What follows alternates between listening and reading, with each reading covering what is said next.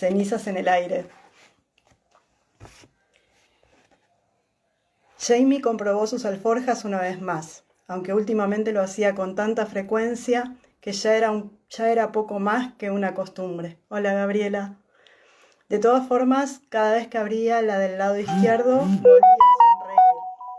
Brianna se la había reorganizado y había cosido unos lazos de cuero para que sujetaran las pistolas con la empuñadura hacia arriba, listas para sacarla en caso de emergencia, así como una serie de compartimentos dispuestos de manera muy astuta para que la bolsa con las municiones, el cuerno de la pólvora, un cuchillo extra, un rollo de sedal de pesca, otro de cordel para montar trampas, un costurero con alfileres, agujas e hilo, un paquete de comida, una botella de cerveza y una camisa limpia cuidadosamente doblada, estuviera bien a mano. En el exterior de la alforja había una pequeña bolsa que contenía lo que a Bri le gustaba denominar un botiquín de primeros auxilios, aunque él no sabía con seguridad en qué lo podía auxiliar. En su interior había varias bolsitas de té de olor amargo, una lata de bálsamo y varias tiras de su cinta adhesiva, cosas que no parecía que tuvieran utilidad para ninguna situación problemática que él pudiera imaginar, pero que tampoco molestaban. Sacó una pastilla de jabón que ella había añadido junto con otras fruslerías innecesarias y las ocultó con cuidado debajo de un cubo por miedo a que ella se ofendiera. Justo a tiempo, oyó su voz exhortando a Roger sobre la necesidad de un número suficiente de calcetines limpios en sus alforjas. Cuando aparecieron por una esquina del granero, él ya había ajustado todas las hebillas. «Listo, Acharay». «Ah, sí», asintió Roger y dejó en el suelo las alforjas que cargaba sobre el hombro. Se volvió hacia Bri, que tenía a Jamie en brazos, y le dio un beso fugaz. «Voy contigo, papá», exclamó Jamie esperanzado. «Esta vez no, amiguito. Quiero ver indios, tal vez más adelante, cuando seas mayor. Puedo hablar en indio, el tío Ian me ha enseñado. Quiero ir». «Esta vez no», repitió Bri con firmeza, pero Jamie no tenía ganas de obedecer y empezó a retorcerse para que lo bajaran. Jamie gruñó e hizo que callaran mirándolo fijamente. «Ya has oído a tus padres», dijo. Jamie se enfurruñó e hizo pucheros, pero dejó de gritar. «Algún día tienes que decirme cómo lo haces», intervino Roger observando a su hijo. Jamie se echó a reír y se inclinó hacia Jamie. «¿Le das un beso de despedida a tu abuelo?» Jem, que había olvidado generosamente su desilusión, extendió los brazos y se agarró al cuello de Jamie. Este levantó al muchachito de los brazos de Brianna, lo abrazó y lo besó. Jem olía a gachas, tostadas y miel. Era un conocido peso tibio y pesado en sus brazos. «Pórtate bien y cuida a tu madre, ¿vale? Y cuando seas un poco mayor, tú también vendrás con nosotros. Ven y despídete de Clarence. Puedes decirle las palabras que te enseñó el tío Ian. Si Dios quería, serían palabras apropiadas para un niño de 3 años. Ian tenía un sentido del humor de lo más irresponsable. O quizá, pensó sonriendo y para sí, tan solo esté recordando algunas de las cosas que yo mismo enseñé a los hijos de Jenny, incluido Ian, a decir en francés. Ya había ensillado y colocado las bridas del caballo de Roger y Clarence, la mula, iba cargada hasta las orejas. Brianna estaba examinando la cincha y las correas de los estribos mientras Roger colgaba las alforjas, más para mantenerse ocupada que porque fuera necesario. Se mordía el labio inferior tratando de que su preocupación no fuera evidente, aunque no engañaba a nadie. Jamie levantó a Jem para que palmeara el hocico de la mula, con la intención de dejar a la muchacha y a su marido un momento de intimidad.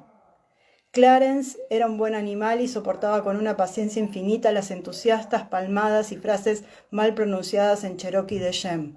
Pero cuando el pequeño giró en brazos de Jamie para dirigirse a Gideon, su abuelo se echó hacia atrás de repente.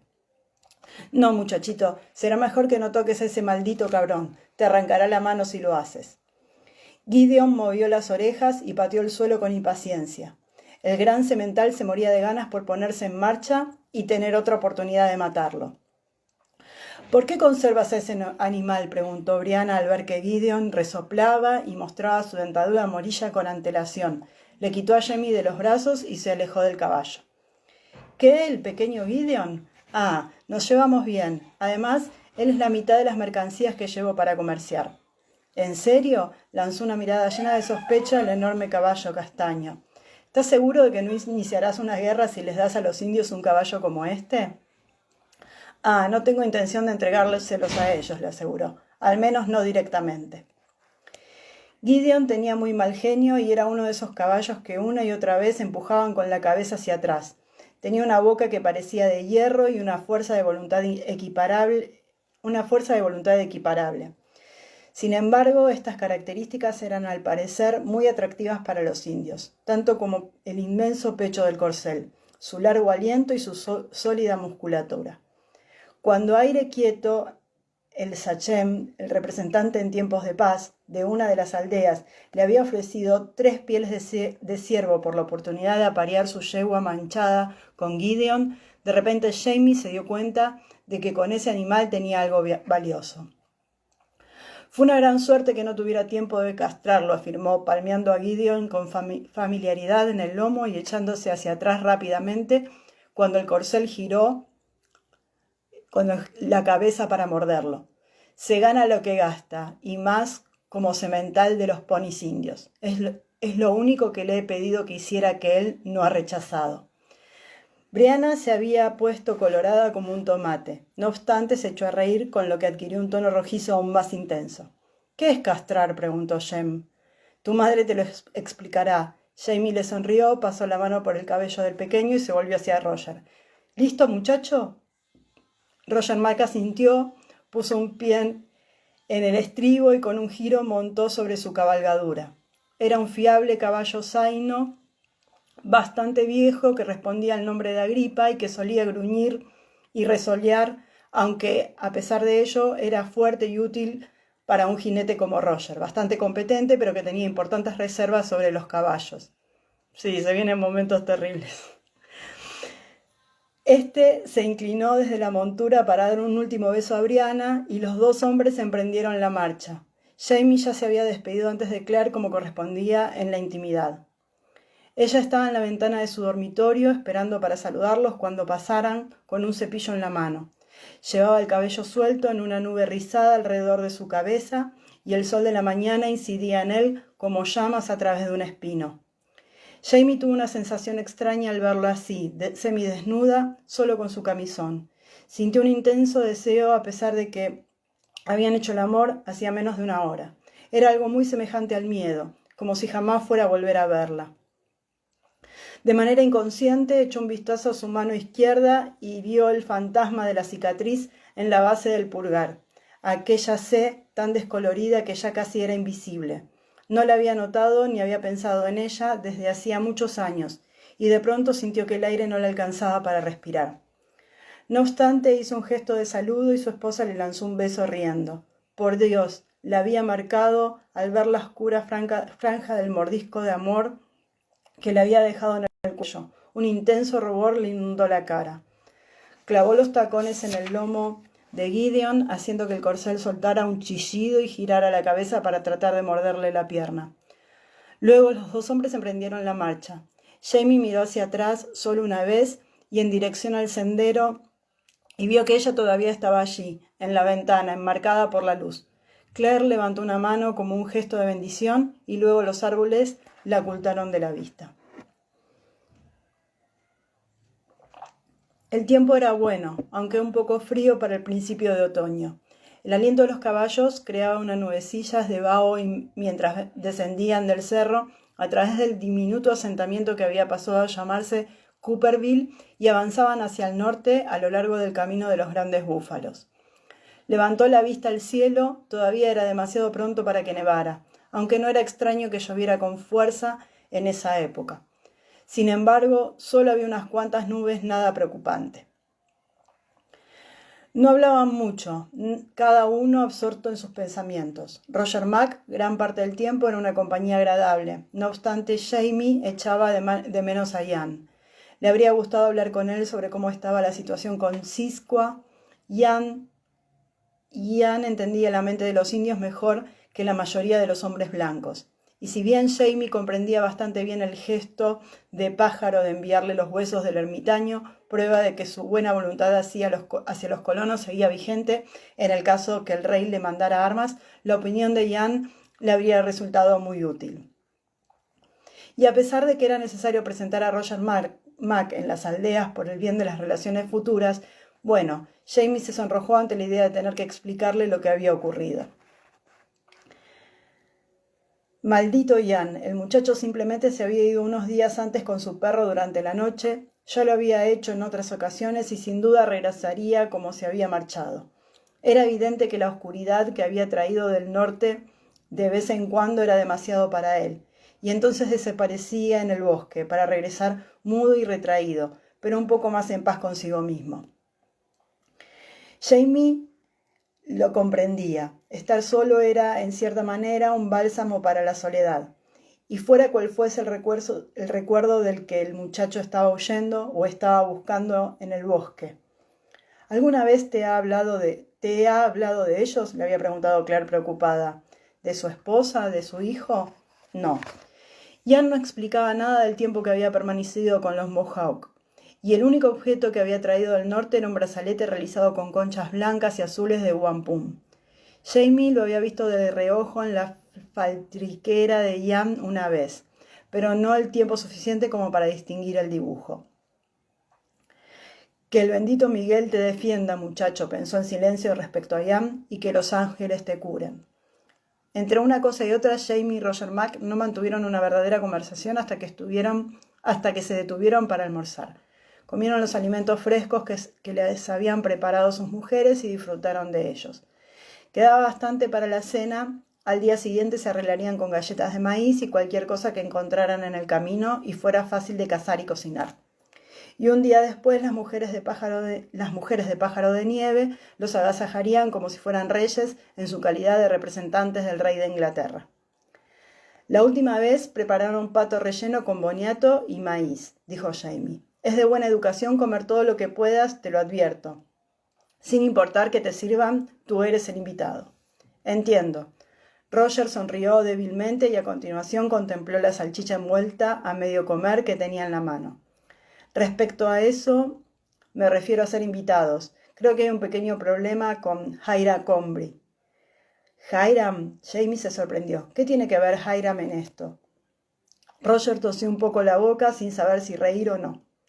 Bueno, es solo que tú sabes que todos llaman Efraín a los huesos que enterramos. Fue culpa de Bri, pero ya está hecho. Jamie asintió con curiosidad.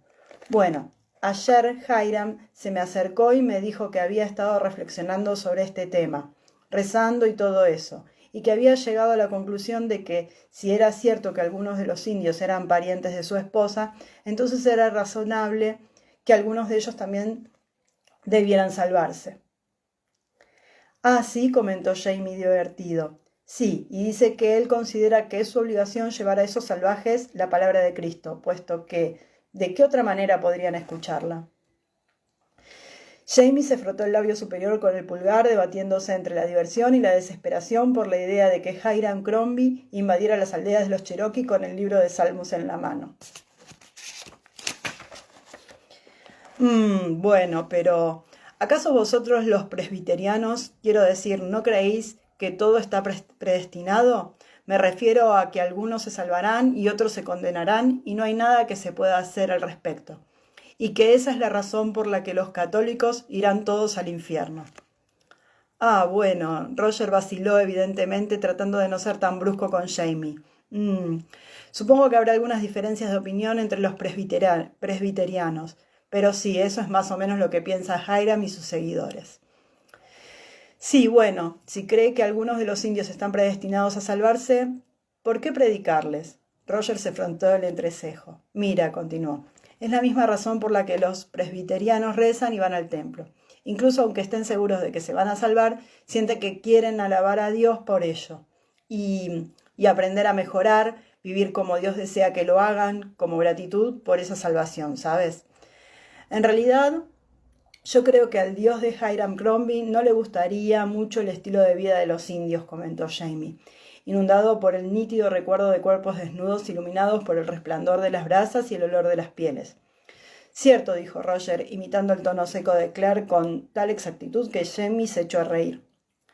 Sí, ya entiendo cuál puede ser la dificultad, arguyó. Y así era, aunque le seguía pareciendo gracioso. De modo que Hiram planea ir a las aldeas Cherokee a predicar, ¿es así? Roger asintió, tragando un pedazo de salchicha. Para ser más exactos, desea que lo lleves hasta allí, que hagas las presentaciones. Dice que no espera que tú traduzcas las oraciones. Santo Dios, Jamie se tomó un momento para valorar la idea. Luego negó con decisión con la cabeza. No, desde luego que no. Roger sacó el corcho de una botella de cerveza y se la ofreció. Creía que debía explicártelo para que puedas decidir qué le dirás cuando él te lo pida.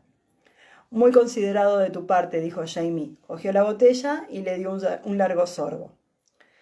La bajó, tomó aire y se quedó inmóvil. Vio que la cabeza de Roger Mack de repente giraba y advirtió que él también lo había percibido en la fresca brisa. Roger Mack se volvió hacia él con sus negras cejas fruncidas. ¿Hueles a quemado?, preguntó. Roger fue el primero en oírlos. Un estentorio aquelarre de gritos y cacareos estridentes como brujas. Luego un fuerte batir de alas y cuando los vieron y las aves huyeron volando hacia lo alto, en su mayoría cuervos, y entre ellos 1 o 2 negros enormes. «¡Oh, Dios mío!», exclamó en voz baja. A un lado de la casa había 2 cuerpos colgando de un árbol. Bueno, lo que quedaba de ellos. Supo que se trataba de un hombre y de una mujer, pero solo por la ropa. Había un pedazo de papel clavado en la pierna del hombre, tan arrugado y manchado que lo vio solo porque uno de sus bordes se agitó con la brisa. Jamie lo arrancó, lo desdobló lo imprescindible como para leerlo y lo arrojó al suelo. «Muerte a los reguladores», decía. Roger vio las palabras durante un instante, antes de que el viento se lo llevara. «¿Dónde están los niños?», preguntó Jamie, volviéndose de pronto hacia él. «Estas personas tenían hijos. ¿Dónde están?». Las cenizas estaban frías y se esparcían en el aire, pero a Roger lo inundó un olor a quemado que le obstruyó la respiración y le irritó la garganta, de manera que las palabras le raspaban como si fueran gravilla, sin sentido como la raspadura de los guijarros bajo los pies. Trató de hablar, se aclaró la voz y escupió. «Escondidos, quizá», consiguió decir y extendió el brazo hacia el bosque. «Sí, puede ser». Jamie se puso de pie de repente, gritó en dirección al bosque y, sin esperar ninguna respuesta, se lanzó hacia los árboles mientras volvía a gritar. Roger lo siguió, desviándose a un lado cuando alcanzaron el borde del bosque que ascendía por la colina detrás de la casa. Ambos voceaban palabras de serenidad que se desvanecían de inmediato en el silencio. Roger tropezó entre los árboles, sudando, jadeando, chillando sin prestar atención al dolor de su garganta, apenas deteniéndose para escuchar si alguien contestaba. En varias ocasiones percibió cierto movimiento con el rabillo del ojo y se lanzó hacia el lugar en cuestión, pero no encontró nada más que el viento agitando una franja de juncias secas o una enredadera colgante que se balanceaba como si alguien hubiera pasado por allí. Imaginó a medias que estaba viendo a Jem, que jugaba al escondite, y la visión de un pie moviéndose a gran velocidad, del sol brillando en una cabecita. Le devolvió las fuerzas para volver a gritar una y otra vez, hasta que por fin tuvo que admitir que los niños no podrían haberse alejado tanto y regresó, trazando un círculo en dirección a la cabaña, llamándolos con graznidos intermitentes, roncos y entrecortados. Cuando llegó al jardín, vio que Jamie estaba agachándose para coger una roca que arrojó con gran fuerza a un par de cuervos que se habían posado sobre el árbol y miraban con ojos brillantes a su presa. Los cuervos graznaron y se alejaron batiendo las alas, pero solo hasta un árbol más allá, donde se posaron para seguir vigilando los cadáveres. El día era frío, pero ambos estaban empapados en sudor y el cabello mojado les colgaba sobre la nuca. Jamie se limpió la cara con la manga sin dejar de jadear. «¿Cuántos niños?». Roger también tenía la respiración agitada y la garganta tan irritada que sus palabras fueron apenas un susurro. «3 por lo menos». Jamie tosió, carraspeó y escupió. Creo que el mayor tiene 12 años. Se quedó de pie mirando los cuerpos. Luego se santiguó y sacó la daga para bajarlos. No tenían nada con lo que cavar. Lo menos que pudieron hacer fue abrir un pozo amplio y superficial en el mantillo del bosque y erigir un pequeño túmulo de rocas tanto para desalentar a los cuervos como para tener un gesto de decencia. ¿Eran reguladores?, preguntó Roger haciendo una pausa para secarse la cara con la manga. Sí, pero... Jamie se quedó sin palabras. Esto no tiene nada que ver con ese asunto. Sacudió la cabeza y se dio la vuelta para reunir más rocas. Al principio, Roger pensó que aquello era una roca que se encontraba semioculta entre las hojas que habían volado hacia la pared quemada de la cabaña. Pero cuando la tocó, aquella cosa se movió, haciendo que él se pusiera de pie con un grito similar al de cualquiera de aquellos cuervos.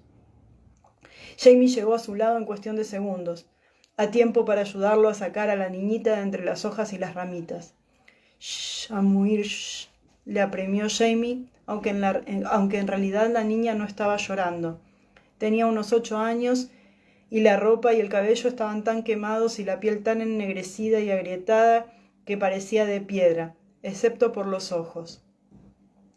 «Oh, Dios mío», decía Roger sin cesar, entre dientes, pese a que era evidente que, si se trataba de una oración, no había respuesta posible.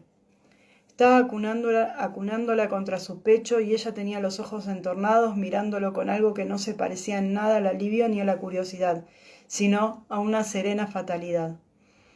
Jamie vertió agua de su cantimplora en un pañuelo, le introdujo una punta entre los labios para humedecerlos y Roger vio que la garganta de la niña se movía de manera instintiva cuando ella chupaba. «Te pondrás bien», le susurró. Estarás bien, Aleanán». «¿Quién te ha hecho esto, Enigian?», preguntó Jamie con la misma suavidad. Roger se dio cuenta de que la niña comprendía. La pregunta agitó la superficie de sus ojos como el viento en una laguna, pero luego pasó de largo, dejándolo otra vez en calma. Ella no hablaba, por más preguntas que le hicieran. Solo los miraba sin curiosidad en los ojos y seguía chupando el pañuelo húmedo con un aire soñador. «¿Te han bautizado, Aleanán?», le preguntó Jamie por fin, y Roger se sobresaltó al escucharlo, con la impresión que había sentido al encontrarla. En realidad, no había analizado su estado. «En el ne peut vivre», dijo Jamie en voz baja mirándolo a Roger a los ojos. «Ella no sobrevivirá». La primera reacción de Roger fue negar la evidencia. Por supuesto que sobrevivirá, debía hacerlo, pero le faltaban grandes pedazos de piel y la carne viva estaba cubierta por una costra, aunque seguía supurando. Alcanzaba a divisar el borde blanco del hueso de la rodilla y literalmente pudo ver el corazoncito latiendo, un bulto rojizo y traslúcido que se movía en el corte de la caja torácica. Era ligera como los ídolos de paja, esos huecos que estaban en las gavillas del trigo para ahuyentar a los malos espíritus. Y Roger cobró conciencia con gran dolor de que la niña parecía que flotara en sus brazos como si se tratara de una mancha de aceite en el agua. «¿Duele, cariño?», le preguntó. «Mamá», susurró ella, luego cerró los ojos y ya no dijo nada más excepto «mamá» cada cierto tiempo. Al principio él había pensado en llevarla de regreso al cerro, a Claire, pero hasta allí había más de un día de camino. No llegaría viva, era imposible. Tragó saliva, la revelación se cerró en torno a su garganta como una horca. Miró a Jamie y vio la misma y asqueada comprensión en sus ojos. Jamie también tragó saliva. «¿Tú sabes cómo se llama?». Roger apenas podía respirar y tuvo que hacer un esfuerzo para pronunciar esas palabras. Jamie negó con la cabeza y luego se incorporó con los hombros encorvados. La niña había dejado de chupar el pañuelo, pero seguía murmurando «mamá» intermitentemente. Jamie le sacó el pañuelo de los labios y lo escurrió para que cayeran algunas gotas sobre su frente ennegrecida, al tiempo que susurraba las palabras del bautismo. Luego los dos se miraron, aceptando la necesidad de ese rito. Jamie estaba pálido y las gotas de sudor brillaban en su labio superior entre los pelos de su barba roja. Respiró hondo, armándose de valor, y levantó las manos en un gesto de ofrenda. «No», lo interrumpió Roger con suavidad, «lo haré yo». Ella era suya. Antes que entregársela a otra persona, habría preferido que le arrancaran un brazo. Buscó el pañuelo y Jamie se lo puso en la mano, manchado de hollín y todavía húmedo. Jamás había pensado en una cosa semejante, y no podía hacerlo en ese momento. No era necesario. Sin vacilar, la acunó más próxima al cuerpo y le cubrió la nariz y la boca con el pañuelo. Luego apretó con fuerza el pañuelo con la mano, sintiendo el pequeño bulto de la nariz atrapado en el pulgar y el dedo índice. El viento se agitó entre las hojas y una lluvia dorada cayó sobre ellos, susurrando en su piel, rozándole la cara con un hálito de frescura. Ella debía de tener frío, pensó, y deseó cubrirla, pero tenía las dos manos ocupadas. Estaba rodeándole con el otro brazo y la mano descansaba sobre el pecho. Podía sentir el diminuto corazón bajo los dedos. Soltó, latió velozmente, se detuvo por un momento, luego volvió a latir 2 veces más y paró. Tembló un momento. Él notó cómo trataba de encontrar la fuerza suficiente para latir una última vez, y sufrió la momentánea ilusión de que no solo lo haría, sino que atravesaría por la fuerza la frágil pared de su pecho y saltaría hacia su mano en su deseo de vivir. Pero el momento pasó como la ilusión y sobrevino una gran quietud. Cerca, muy cerca, graznó un cuervo. Ya casi habían terminado de enterrarla cuando el sonido de cascos y el cascabeleo de unos arreos anunciaron la llegada de visitantes, muchos visitantes. Roger preparó para esfumarse por el bosque, miró a su suegro, pero Jamie negó con la cabeza respondiendo a la pregunta implícita. No, no regresarían, ¿para qué? Con una lúgubre mirada contempló las ruinas humeantes del asentamiento, el jardín pisoteado y los montículos de las tumbas. La niñita todavía yacía cerca, cubierta con el manto de Roger. Él aún no había podido colocarla bajo tierra. La visión de ella con vida era todavía muy reciente. Jamie se incorporó y estiró la espalda. Roger vio cómo comprobaba que tenía a mano el rifle arrimado al tronco de un árbol. Luego se acomodó apoyándose en la chamuscada tabla que había usado a modo de pala y esperó. El primer jinete salió del bosque con su caballo resollando y sacudiendo la cabeza por el olor a quemado. El jinete hizo que girara con habilidad y que se acercara a ellos, inclinándose hacia adelante para ver quiénes eran. «Ah, ¿es usted, Fraser?» El rostro arrugado de Richard Brown mostraba una triste jovialidad. Contempló las maderas carbonizadas y humeantes. Luego dio la vuelta y miró a sus camaradas. «Ya me parecía que usted no solo ganaba dinero vendiendo whisky». Los hombres, Roger contó 6, se movieron en sus monturas resoplando divertidos. «Un poco de respeto por los muertos, Brown». Jamie señaló las tumbas con un movimiento de la cabeza y la cara de Brown se tensó. Miró bruscamente a Jamie y luego a Roger. «¿Están ustedes dos solos? ¿Qué hacen aquí?» «Cavando tumbas», contestó Roger. Tenía ampollas en las palmas. Se frotó una mano poco a poco en un lado de los pantalones. «¿Qué hacen ustedes aquí?» Brown se irguió con brusquedad en la montura, pero fue su hermano Lionel quien respondió. «Venimos de Owenawishku», contestó señalando los caballos con la cabeza. Roger miró en esa dirección y vio que había 4 caballos de carga, portando pieles, y que algunos de los otros caballos llevaban abultadas alforjas. «Hemos olido el fuego y hemos venido a ver qué ocurría». Miró las tumbas. «¿Era Ty O'Brien?» Jamie asintió. «¿Los conocían?» Richard Brown se cogió de hombros. «Sí, esto está de camino de Owenawishku. Me he detenido aquí 1 o 2 veces y he cenado con ellos». Con retraso se quitó el sombrero y con la palma de la mano se alisó unos mechones de pelo sobre la incipiente calvicie de su coronilla. «Que descansen en paz». «¿Quién los quemó si no fueron ustedes?», gritó uno de los hombres más jóvenes del grupo. El hombre, también un Brown, a juzgar por los hombros estrechos y la enorme mandíbula como un farol, sonrió de manera inapropiada. Era obvio que creía que todo aquello era una broma. El papel chamuscado había volado con el viento, se agitó contra una roca cerca de los pies de Roger. Este lo levantó y, dando un paso hacia adelante, lo golpeó contra la montura de Lionel Brown. «¿Saben algo de esto?», preguntó. Estaba clavado en el cuerpo de O'Brien. Parecía enfadado, lo sabía y no le importaba. Le dolía la garganta y su voz era ronca y ahogada. Lionel Brown echó un vistazo al papel con las cejas levantadas. Luego se lo pasó a su hermano. No, lo ha escrito usted mismo, ¿verdad? ¿Qué? Miró fijamente al hombre parpadeando a causa del viento. Indios, dijo Lionel Brown, haciendo un gesto en dirección a la casa. Esto lo han hecho indios. Ah, sí. Roger percibió los sentimientos en la voz de Jamie, escepticismo, cautela y furia. ¿Qué indios? ¿Aquellos a quienes ustedes les compraron las pieles? Ellos se los explicaron, ¿verdad? No seas tonto, Nelly. Richard Brown mantuvo un tono grave en la voz, pero su hermano se sobresaltó al oírlo. Brown acercó un poco más el caballo.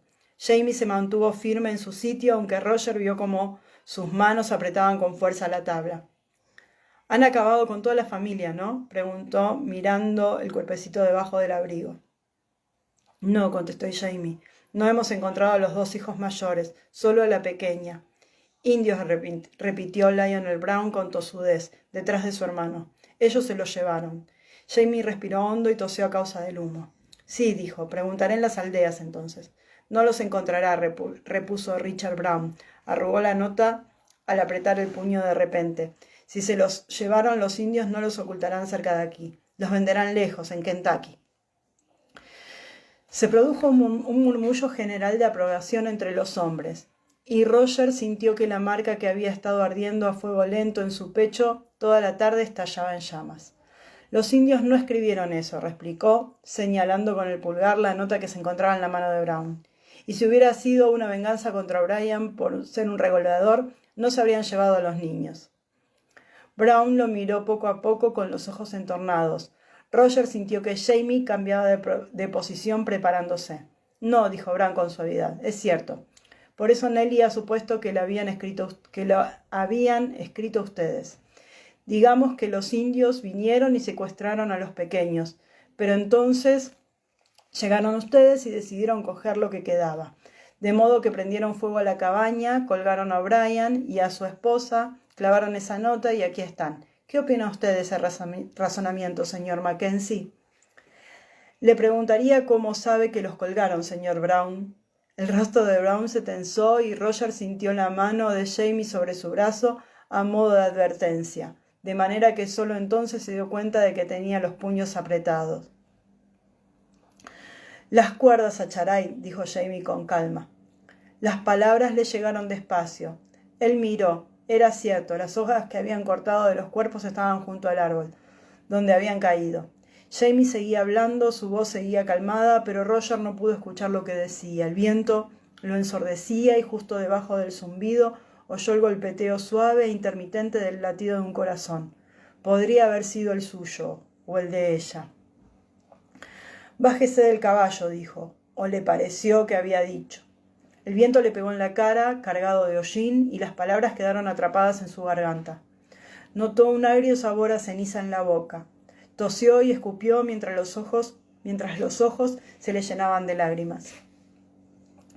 Vagamente tuvo conciencia de un dolor en el brazo y el mundo volvió a cobrar forma. Los hombres más jóvenes estaban mirándolo con expresiones que iban de sonrisitas de suficiencia a recelo. Richard Brown y su hermano se esforzaban por evitar mirarlo, concentrándose en cambio en Jamie, que seguía apretándole el brazo. Con esfuerzo, Roger se sacudió la mano de Jamie, al mismo tiempo que hacía un mínimo gesto de asentimiento a su suegro para asegurarle que no estaba a punto de volverse loco, aunque el corazón seguía latiéndole, y la sensación de la horca alrededor del cuello era tan intensa que no podría haber hablado, incluso se hubiera podido formar las palabras. «Nosotros los ayudaremos», Brown señaló el pequeño cuerpo en el suelo y comenzó a pasar una pierna por encima de la montura, pero Jamie lo detuvo con un gesto mínimo. «No, nos las arreglaremos». Brown se detuvo y quedó en una posición incómoda, a medio desmontar. Cerró los labios con fuerza y volvió a acomodarse sobre el caballo. Tiró de las riendas y se alejó sin despedirse. Los otros lo siguieron, mirando hacia atrás con curiosidad. No han sido ellos. Jamie había cogido su rifle y lo sostenía en la mano. Contemplaba el bosque por el que habían desaparecido, el último de los hombres. Pero sí saben algo más de lo que quieren decir. Roger asintió sin poder hablar. Caminó lentamente hacia el árbol de la horca, palió las cuerdas y golpeó el puño contra el tronco 2 o 3 veces. Permaneció allí jadeando con la frente apretada contra la rugosa corteza. El dolor de los nudillos en carne viva lo alivió un poco. Una hilera de diminutas hormigas se escabullía entre las láminas de corteza ocupadas en un tema importante y absorbente. Roger las observó un rato hasta que pudo volver a tragar saliva. Luego se irguió y fue a enterrarla, frotándose el cardenal del brazo que le dolía hasta el hueso. Qué triste. Cuarta parte, secuestro. Y empieza una parte más triste todavía. 26. Con un ojo en el futuro. 9 de octubre de 1773. Roger dejó caer las alforjas junto al pozo y se asomó. ¿Dónde está Jem?, preguntó. Su esposa, manchada de barro, lo miró y se apartó un mechón de pelo del rostro cubierto de sudor. «Hola, a ti también», dijo. «¿Has tenido un buen viaje?» «No», respondió él. «¿Dónde está Jem?». Ella enarcó las cejas y clavó la pala en el fondo del hoyo, luego extendió la mano hacia él para que ayudara a salir. Ella enarcó las cejas. «No, está en casa de Marsali. Él y Germaine están jugando al brun con los cochecitos que les hiciste, o eso hacían cuando lo he dejado». El nudo que se le había formado en el estómago 2 semanas antes comenzó a relajarse poco a poco. Roger asintió y un repentino espasmo en la garganta le impidió hablar. Luego extendió el brazo y cogió a Brianna, aplastándola contra su cuerpo, a pesar de su grito de alarma y del barro que manchaba su ropa. La apretó con fuerza al mismo tiempo que sentía los latidos de su propio corazón martillando en su oído, y no pudo soltarla hasta que ella se retorció y consiguió liberarse. Brianna continuó con las manos sobre los hombros de Roger, pero inclinó la cabeza hacia un lado con una ceja enarcada. «Yo también te he echado de menos», dijo. «Pero, ¿qué ocurre? ¿Qué ha pasado?» «Cosas terribles. El incendio, la muerte de la niñita, todo aquello había adquirido un tinte onírico durante el viaje, y el horror se había convertido en algo surrealista a través de la monótona actividad de cabalgar, caminar, con el constante silbido del viento y el crujido de las botas sobre la gravilla, la arena y las agujas de pino, el barro y el absorbente borrón de verdes y amarillos en el que se había perdido bajo un cielo interminable. Pero ya había llegado a casa, ya no se encontraba a la deriva en la espesura, y el recuerdo de la niña que había dejado el corazón en su mano de pronto se había tornado tan real como el momento en que había fallecido. «Pasa», Brianna lo observaba de cerca preocupada. «¿Necesitas algo caliente, Roger?» «Estoy bien», respondió él, pero la siguió sin protestar. Se sentó a la mesa mientras ella ponía la tetera al fuego y le explicó lo ocurrido, con la cabeza entre las manos y contemplando el mantel raído, con sus hogareñas salpicaduras y sus cicatrices de quemaduras. No dejaba de pensar que debía de haber algo, alguna manera, pero no. Incluso en el momento en que yo le puse la mano en la cara, estaba seguro de que en realidad nada de aquello estaba ocurriendo. Aunque al mismo tiempo se enderezó en la silla y se miró las palmas de las manos. Al mismo tiempo había sido la experiencia más nítida de su vida. No se atrevía a pensar en ello, excepto de una manera fugaz, pero sabía que jamás podría olvidar ni el más mínimo detalle. La garganta se le volvió a cerrar de repente. Brianna escudriñó su rostro y vio cómo su mano tocaba la irregular cicatriz de la cuerda en su garganta. «¿Puedes respirar?», quiso saber nerviosa.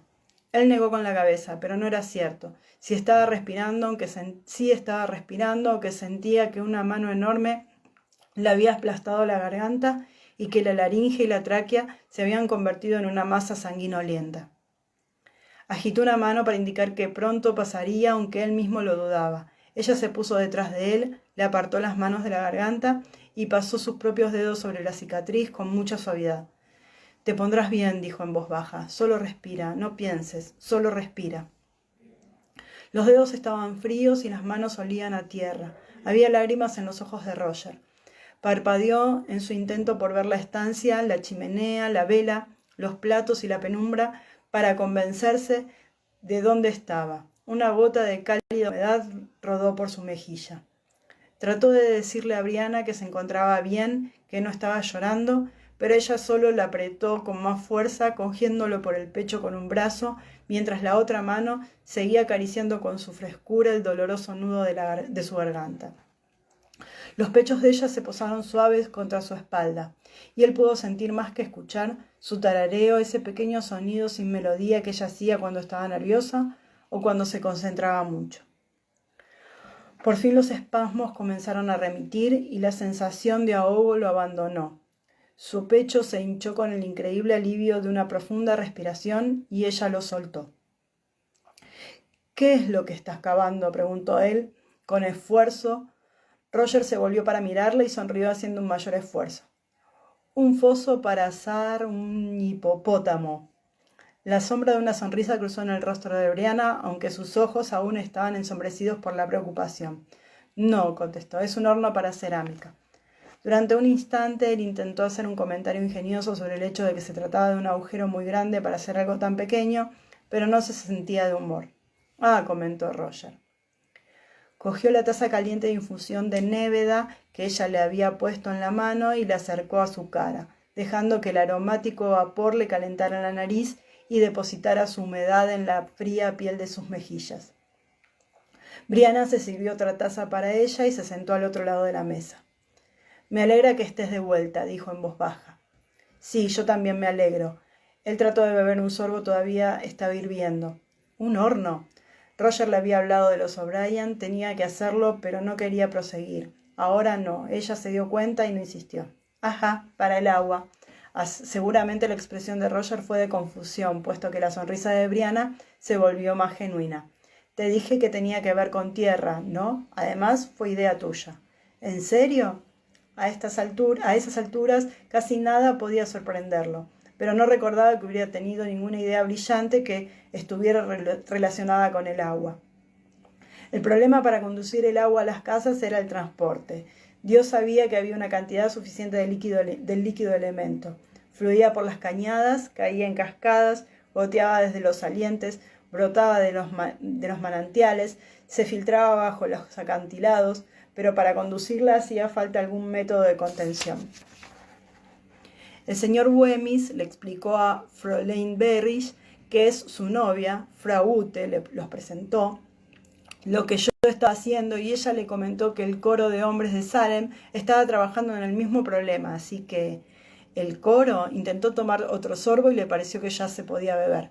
¿Por qué el coro? Así es como lo llaman. Tienen el coro de los solteros, el coro de las solteras, el coro de los casados, pero no solo cantan juntos, se asemeja más a un grupo social. Y cada coro tiene que hacer determinadas tareas para la comunidad. Sea como sea, continuó, haciendo un gesto con la mano, están tratando de conducir el agua al pueblo y tienen el mismo problema, no hay metal para hacer cañerías. ¿Recuerdas que me hablaste de la cerámica que se fabricaba en Salem? Bueno, trataron de hacer cañerías con troncos, pero es muy difícil. Y lleva mucho tiempo, porque primero hay que perforar el centro y luego además se necesitan abrazaderas de metal para unir los troncos. Y después de un tiempo se pudren. Pero entonces se les ocurrió la misma idea que a ti. ¿Por qué no hacer cañerías de terracota? A medida que hablaba, Brianna se iba animando. Su nariz ya no estaba roja por el frío, pero tenía las mejillas sonrosadas y los ojos brillaban por lo que estaba explicando. Gesticulaba mucho con las manos al hablar, y a Roger se le ocurrió que eso era herencia de su madre. Dejamos a los críos con mamá y la señora Bagg, y Marsali y yo fuimos a Salem. «Marsali, pero si no puede montar a caballo». Marsali estaba en un avanzado estado de gestación, hasta el punto de que solo estar cerca de ella lo ponía nervioso, por temor a que se pusiera de parto en cualquier momento. Todavía le falta un mes. Además no fuimos a caballo, llevamos el carro, intercambiamos miel, sidra y venado por queso y edredones. ¿Y has visto mi nueva tetera? Orgullosa señaló con un gesto la vasija. Era un objeto achaparrado, con un esmalte marrón rojizo y unas figuras amarillas pintadas alrededor, como si se tratara de garabatos. Era una de las cosas más feas que Roger había visto en su vida, y al contemplarla, sus ojos se llenaron de lágrimas a causa de la alegría de encontrarse en casa. ¿No te gusta?, preguntó ella, frunciendo un poco el entrecejo, un poco el ceño. Sí, es maravillosa, respondió él con voz ronca, buscó un pañuelo y se sonó la nariz para ocultar su emoción. Me encanta. Estabas diciéndome, Marsali, te estaba hablando de las cañerías de agua, pero también hay algo respecto a Marsali. La arruga se hizo más profunda. Me temo que Fergus no se está comportando muy bien. ¿No? ¿Y qué hace? ¿Tiene un romance apasionado con la señora Crombie? La sugerencia fue recibida con una mirada fulminante, pero no duró.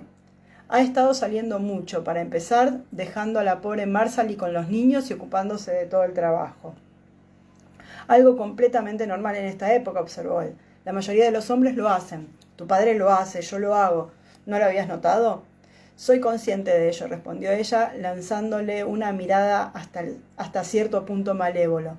Pero lo que quiero decir es que la mayoría de los hombres se encargan del trabajo arduo como arar y plantar y dejan que sus esposas se ocupen de las cuestiones domésticas como cocinar, hilar, tejer, hacer la colada, preparar las conservas y bueno, todo eso. Pero Marsali se ocupa de todo, de los niños, del trabajo en el campo y también de la germinación de la cebada. E incluso cuando Fergus está en casa se vuelve muy irritable y bebe demasiado. A Roger le pareció que esa debía ser la conducta normal de un hombre de 3 niños pequeños y salvajes y el marido de una mujer en un estado muy avanzado de gestación, pero no dijo nada. No pensaba que Fergus fuera un holgazán, dijo con suavidad. Bree negó con la cabeza, sin dejar de fruncir el entrecejo, y le sirvió un poco más de infusión. No, en realidad no es un haragán. Le resulta difícil llevar a cabo las tareas con una sola mano. De hecho, no puede hacer alguna de las faenas más pesadas. Pero tampoco quiere encargarse de los niños, ni cocinar o lavar mientras Marsali las hace. Papá y Ian lo ayudan con la labranza, pero además a veces desaparece durante días enteros. En ocasiones acepta pequeños trabajos aquí o allá, hace de intérprete para algún viajero, pero la mayor parte del tiempo se marcha sin más y Brianna lo miró vacilando sobre si debía continuar. Y, le alentó él, la infusión estaba dando resultado, el dolor de garganta ya casi había desaparecido. Ella bajó la mirada y trazó dibujos invisibles sobre la mesa de roble. Marsali no me lo ha dicho, pero creo que él la maltrata. Roger sintió un repentino peso en el corazón. Su primera reacción fue descartar la idea sin más, pero él había visto demasiado mientras vivió con el reverendo.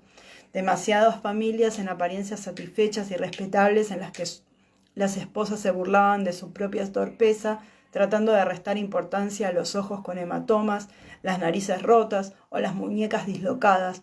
Demasiados hombres que para hacer frente a la presión que suponía mantener a una familia recurrían al alcohol. «Maldita sea», exclamó, sintiéndose repentinamente exhausto. Se frotó la frente donde se había iniciado una jaqueca. «¿Por qué lo crees?», preguntó con brusquedad. «¿Tiene ella alguna marca?». Bree sintió con tristeza sin levantar la vista, aunque su dedo se había detenido. «En el brazo», contestó, rodeando su propio antebrazo con una mano a modo de ejemplo. «Pequeños hematomas redondos, como marcas de dedos. Se los vi cuando extendió el brazo para sacar del carro un cubo de panales de miel y se le subió la manga». Él asintió, deseando que hubiera algo más fuerte que una infusión en su jarra. «¿Crees entonces que debería hablar con él?». En ese momento ella levantó la vista y lo miró con cariño, aunque aún estaba preocupada. «¿Sabes que casi ningún hombre se ofrecería a hacer una cosa así?». «Bueno, no es algo que considere especialmente divertido», admitió él. «Pero no puedes permitir que esa clase de cosas continúen, con la esperanza de que se arreglen solas. Alguien tiene que decir algo». Sin embargo, solo Dios sabía qué o cómo empezaba a arrepentirse de su propuesta, tratando de pensar qué demonios podría decir. «Vaya, Fergus, amigo, me he enterado de que pegas a tu esposa. Pórtate bien y deja de hacerlo, ¿de acuerdo?». Vació el resto de la jarra y se levantó a buscar el whisky. «Se ha terminado», aclaró Brianna cuando advirtió cuál era su intención. «El señor Wemyss ha estado acatarrado». Roger dejó la botella vacía con un suspiro. Ella le tocó el brazo con suavidad. «Nos han invitado a cenar a la casa grande. Podríamos ir temprano». Era una buena sugerencia. Jamie siempre tenía una botella de un excelente whisky de Malta oculta en algún lugar. «Sí, de acuerdo. Cogió el manto de Brianna del perchero y se lo puso sobre los hombros. ¿Te parece que debería hablarle a tu padre de lo de Fergus o es mejor que me ocupe yo? Tuvo la esperanza repentina e indigna de que Jamie considerase que era asunto suyo y que resolvería la cuestión. Al parecer eso era justamente lo que Brianna temía. Ella negó con la cabeza al mismo tiempo que se ahuecaba el cabello medio seco. No, creo que papá le rompería el cuello y Fergus no le serviría de nada a Marshall si está muerto. Roger aceptó lo inevitable y abrió la puerta para que ella saliera. La gran casa blanca brillaba en la colina frente a ellos, tranquila a la luz del atardecer, y el enorme abeto rojo que estaba detrás era una presencia imponente pero benigna. Roger sintió no por primera vez que de alguna manera aquel árbol estaba vigilando la casa y en su actual estado mental esa idea lo ayudó a serenarse. Se desviaron un poco para que él pudiera admirar más de cerca el nuevo pozo y para que Bree lo informara del funcionamiento interno de un horno de esa clase. Roger no logró seguir todos los detalles y solo pudo comprender que la cuestión principal consistía en que el interior del horno alcanzara una temperatura muy elevada, pero de todas formas la disquisición de Brianna le pareció muy reconfortante. Ladrillos para la chimenea, estaba diciendo ella mientras señalaba el extremo más alejado del pozo, que medía 2,5 metros de largo y en su estado actual no parecía más que un agujero para albergar un ataúd enorme. Había hecho un excelente trabajo. Las esquinas estaban unidas como si hubiera empleado alguna clase de instrumento y las paredes se habían alisado a conciencia. Él se lo dijo y ella sonrió encantada mientras se colocaba un mechón rojo detrás de la oreja. Tiene que ser mucho más profundo, afirmó. Tal vez otro metro más. Pero esta tierra es fácil de cavar, es blanda, pero no se deshace demasiado. Espero poder terminar el pozo antes de que empiece a nevar, aunque no estoy segura. Se pasó un nudillo por debajo de la nariz y miró el agujero con los ojos entornados y una expresión dubitativa. También tengo que cardar e hilar más lana para la tela de las camisas de invierno para ti y para Jem. Además, la semana que viene debo recolectar fruta y hacer conservas y yo me encargaré del pozo, dijo Roger. Brianna se puso de puntillas y lo besó justo debajo de la oreja y él se echó a reír, sintiéndose mejor de repente. Este invierno no, dijo ella, cogiéndolo del brazo satisfecha, pero en algún momento me preguntaba si podría desviar parte del aire caliente del horno y hacer que circulara por debajo del suelo de la cabaña. ¿Sabes lo que es un hipocausto romano? Sí. Él desvió la mirada hacia los cimientos de su residencia, una sencilla base hueca de piedra sin labrar sobre la que se habían construido las paredes de tronco. La idea de calefacción central en una tosca cabaña de montaña hizo que tuviera ganas de echarse a reír, pero el plan no era tan descabellado. ¿Qué harías? ¿Pasar cañerías de agua caliente entre las piedras de los cimientos? Sí, siempre suponiendo que pueda obtener cañerías de calidad, lo que todavía no es seguro. ¿Qué te parece? Él desvió la mirada del proyecto propuesto a la colina y luego hacia la casa grande. Incluso a esa distancia podía vislumbrarse un montículo de tierra, prueba del talento de la cerda blanca para escarbar en el suelo. Creo que corres un serio peligro de que esa gran sodomita blanca traslade sus afectos hacia nosotros si construyes una madriguera cómoda y caliente debajo de nuestra casa. ¿Sodomita?, preguntó ella distraída. ¿Es eso físicamente posible? Es una descripción metafísica, le informó. Y ya viste lo que intentó hacerle el mayor MacDonald. A esa cerda no le gusta nada el mayor MacDonald, reflexionó Bree. Me pregunto por qué. Haz esa pregunta también a tu madre, a ella tampoco le cae muy bien. Bueno, se detuvo de pronto con los labios apretados y miró hacia la casa grande con aire pensativo. La sombra de alguien que se movía en el interior cruzó la ventana de la consulta. Mira, ve a buscar a papá y toma algo con él, y mientras tanto yo le contaré a mamá lo de Marshall y Fergus. Tal vez ella tenga alguna idea útil. No sé si se trata exactamente de una cuestión médica, puntualizó él, pero anestesiar a Germaine sin duda sería un buen comienzo. Bueno, aquí terminó el capítulo. Espero que les haya gustado. Espero que lo hayan recibido bien. Al final terminó un poco mejor de cómo empezó. Muchas gracias a todas por estar ahí. Muchas gracias a las chicas que organizan, que me parece una idea muy linda. Les mando un beso a todas. Gracias.